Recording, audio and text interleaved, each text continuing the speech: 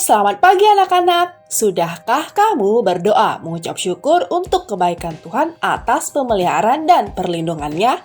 Anak-anak, sebelum kita mulai belajar, marilah kita merenungkan firman Tuhan yang terambil dari Daniel 3 ayat 12 dan 17. Demikian firman Tuhan. Ada beberapa orang Yahudi yang kepada mereka telah Tuanku berikan pemerintahan atas wilayah Babel, yakni Sadrak, Mesak, dan Abednego. Orang-orang ini tidak mengindahkan titah Tuanku. Ya Raja, mereka tidak memuja dewa Tuanku dan tidak menyembah patung emas yang telah Tuanku dirikan. Jika Allah kami yang kami puja sanggup melepaskan kami, maka Ia akan melepaskan kami dari perapian yang menyala-nyala itu dan dari dalam tangan-Mu, ya Raja. Anak-anak, Anton adalah seorang anak yang pandai di kelas 6 SD. Suatu hari, ibu guru mengadakan ulangan di kelas Anton.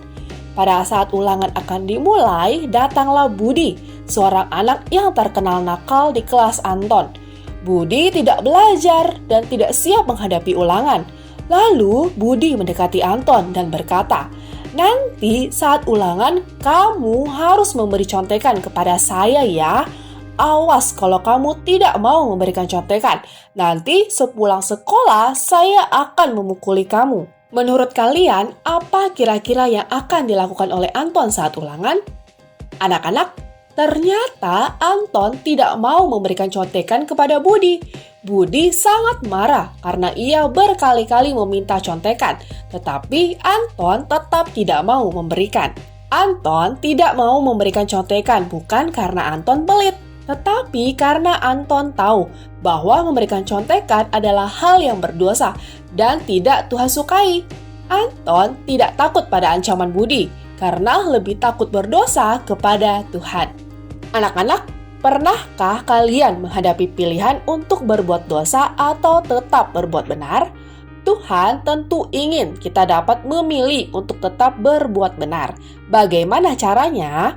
Bacaan Alkitab kita hari ini mengajarkan kita yaitu dengan cara. Pertama, hiduplah setia kepada Tuhan, seperti yang dikatakan dalam Daniel 3 ayat 12.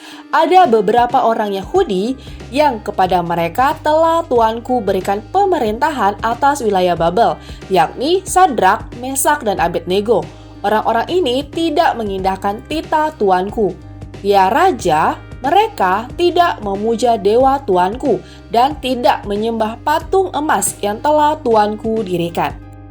Anak-anak, ayat ini dimulai dengan cerita bahwa suatu hari Raja Nebukadnezar mengeluarkan perintah supaya semua orang yang ada di wilayah Babel haruslah tunduk dan sujud menyembah kepada patung ciptaannya. Apabila ada yang tidak sujud menyembah kepada patung tersebut, maka akan dihukum mati, yaitu dibuang ke dalam perapian yang menyala-nyala. Pada waktu itu di Babel ada Sadrak, Mesak, dan Abednego, yaitu orang-orang muda bangsa Israel yang pintar dan takut akan Tuhan. Mereka dibawa oleh bangsa Babel dan dijadikan sebagai budak bagi raja. Mereka juga diharuskan menaati perintah Raja Nebukadnezar. Namun anak-anak, apa yang mereka lakukan?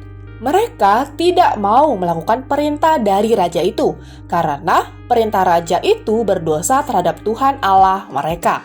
Sekalipun mereka diperhadapkan ancaman hukuman yang dapat menghilangkan nyawa mereka, mereka memilih untuk tetap setia kepada Tuhan. Sebagai umat Tuhan, mereka tetap memilih untuk menaati Tuhan dan tidak mau berbuat dosa dengan menyembah patung raja. Mereka memiliki tekad yang teguh untuk hidup setia kepada Tuhan dan tidak memilih berdosa, sekalipun ada ancaman mengalami penderitaan dan kehilangan nyawa. Sudahkah kita hidup setia kepada Tuhan? Dengan hidup setia, maka kita dekat dengan Tuhan dan dapat memilih tidak berbuat dosa. Kedua, Hiduplah dengan percaya kepada Tuhan, seperti yang dikatakan dalam Daniel 3 ayat 17.